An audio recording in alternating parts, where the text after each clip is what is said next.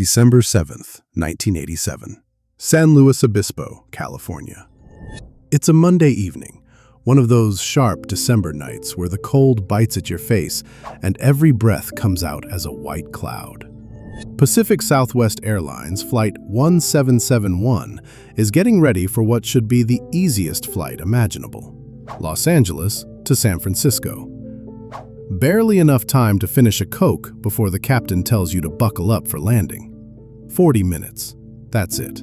There are 43 people boarding this British Aerospace 146. You've got families heading home after visiting relatives, a couple of business travelers with their briefcases, the usual Monday evening crowd. The pilots are probably chatting about their plans for after they land, maybe where to grab dinner. Everything looks completely normal. But there's a man sitting in seat 11A with a loaded .44 Magnum revolver hidden in his jacket. His name is David Burke, and he's about to make absolutely sure that nobody on this aircraft ever touches the ground alive. Let me rewind a few weeks so you can understand how we got here. David Burke had just been fired from his job as a customer service agent with PSA, Pacific Southwest Airlines. He'd worked there for years, long enough to know everyone's name, long enough to understand every security loophole, long enough that he thought he was untouchable. But then they caught him on camera stealing cash from the in-flight drink cart. $69. That's all it was. I mean, think about that. Not even enough to pay for a decent dinner, and it cost him everything. Now, losing your job sucks, right? We've all been there, or know someone who has. But Burke didn't just lose his job. He lost his mind over it. He became consumed with rage, obsessed with blame, and he focused all of that fury on one person, his supervisor, Raymond Thompson. Thompson was the guy who'd reported him, the one who sat across the table during that disciplinary hearing and didn't blink. The man who, in Burke's twisted logic, had destroyed his entire life over $69. And here's where this story gets its hooks into you. Raymond Thompson was scheduled to fly to San Francisco that very night. Flight 1771. Burke had checked the passenger manifest. He knew exactly where Thompson would be sitting. Now, this next part is going to blow your mind, especially if you've ever stood barefoot in a TSA line, wondering why you have to throw away a bottle of water.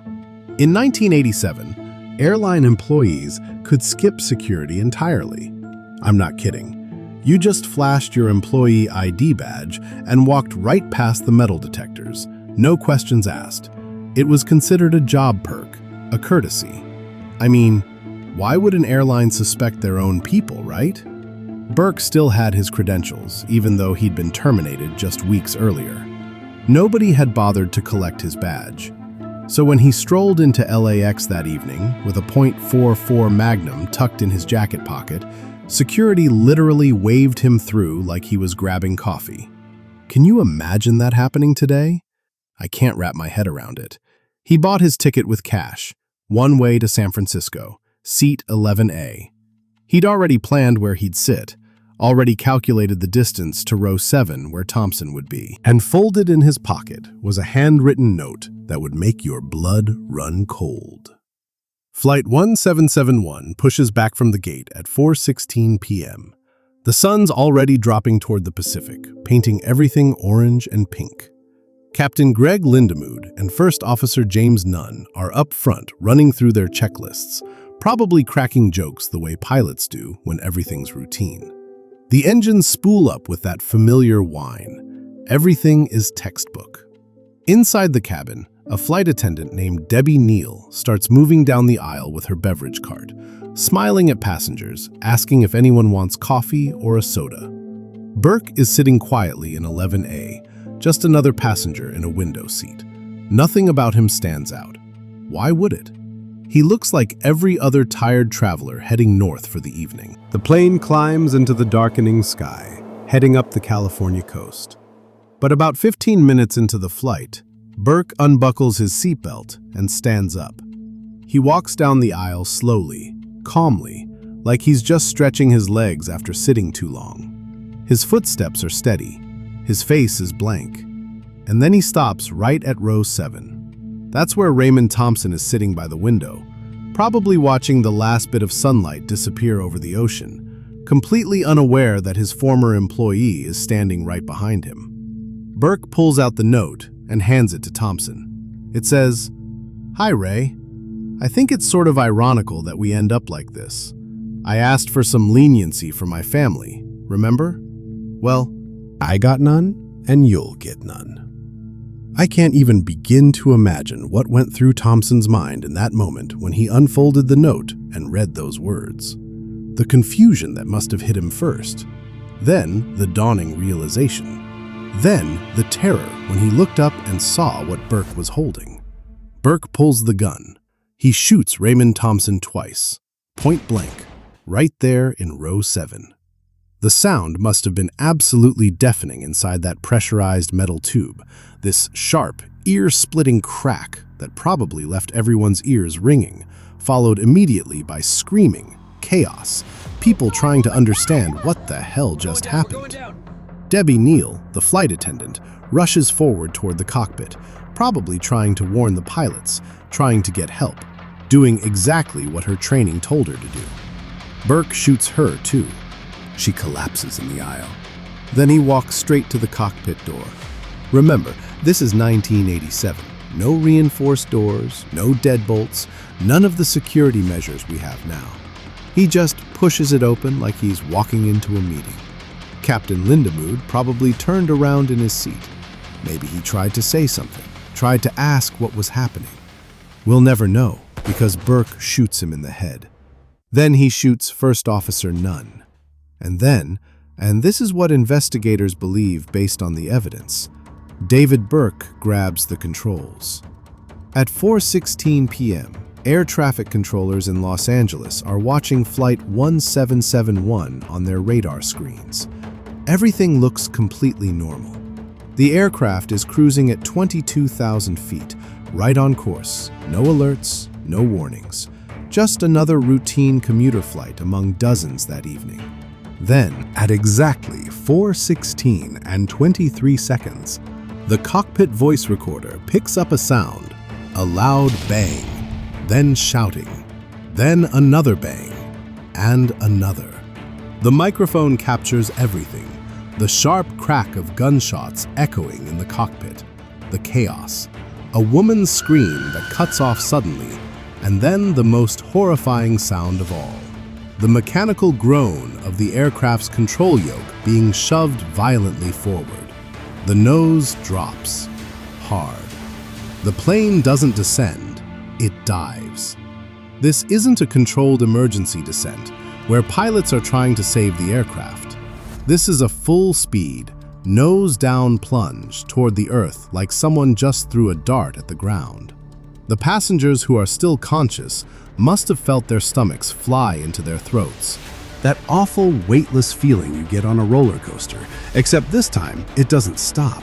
It just keeps accelerating, faster and faster, the G-forces pinning them to their seats while the aircraft screams toward the ground at over 700 miles per hour. At 4:17 p.m., Flight 1771 vanishes from radar. It slams into a hillside near Cayucos, California, with such violent force that the plane doesn't just crash, it disintegrates.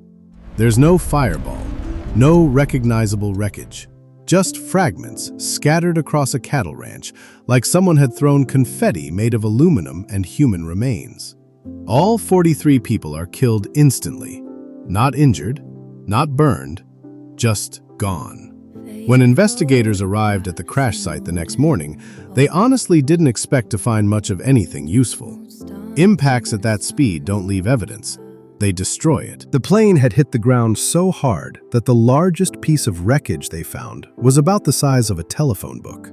But then they found something. Scattered in the dirt and grass, they discovered Raymond Thompson's body. And near him, partially buried, was a .44 Magnum revolver with all 6 rounds fired. They also found that note, crumpled and dirt-stained, but still readable. The pieces clicked together fast after that. They pulled Burke's employment records and saw he'd been terminated. They found out Thompson had been the one to report him.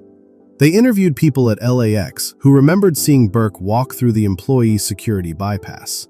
They pulled the cockpit voice recorder, mangled but functional, and heard the gunshots. It became horrifyingly, undeniably clear. This wasn't a mechanical failure. This wasn't pilot error. This was premeditated mass murder.